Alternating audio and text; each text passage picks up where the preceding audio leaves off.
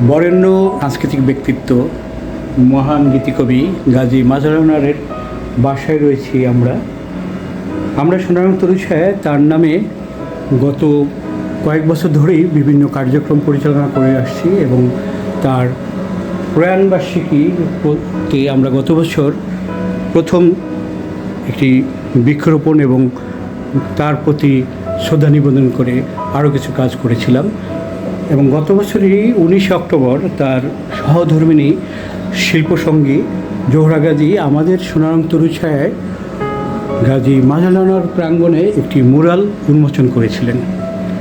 আজকে আমরা তার সহধর্মিণী যিনি আরেকটি বড় কাজ করেছেন, জোহরা গাজী তার স্বামীর ওপর একটি বই লিখেছিলেন যেটি আগুনের সঙ্গে বসবাস।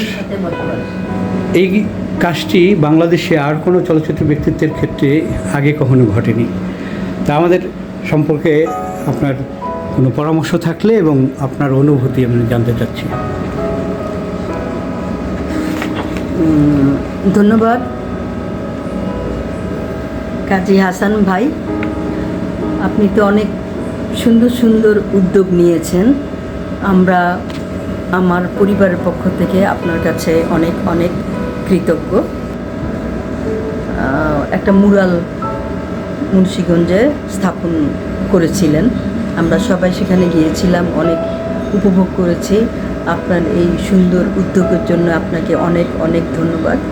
এবছর 4 সেপ্টেম্বর গাজী সাহেবের দ্বিতীয় মৃত্যুবার্ষিকী, এখানেও আপনি একটি সুন্দর উদ্যোগ নিয়েছেন, শিশুদের বাচ্চাদের নিয়ে বৃক্ষরোপণ করবেন। নিঃসন্দেহে এটা একটা প্রশংসনীয় উদ্যোগ। তা আমরা তো সেদিন যেতে পারবো না, তো আমি এবং আমার পরিবারের পক্ষ থেকে আপনাদের অনেক অনেক শুভেচ্ছা জানাচ্ছি এবং কৃতজ্ঞতা। সেদিন আমরাও তো ব্যস্ত থাকবো, এখানে আমার ছেলে মেয়ে উদ্যোগ নিয়েছে এতিমখানায় খাবার দিবে, তারপরে মসজিদে মিলাদ মাহফিল হবে, আর বাসায় ঘনিষ্ঠ যারা আত্মীয় স্বজন ওনাদের খাওয়া দাওয়ার ব্যবস্থা করেছে। আর আপনাকেও বলছি, সময় পেলে অবশ্যই আসবেন, রাত্রেবেলা আমাদের সাথে একসাথে খাওয়া দাওয়া করবেন। অশেষ ধন্যবাদ।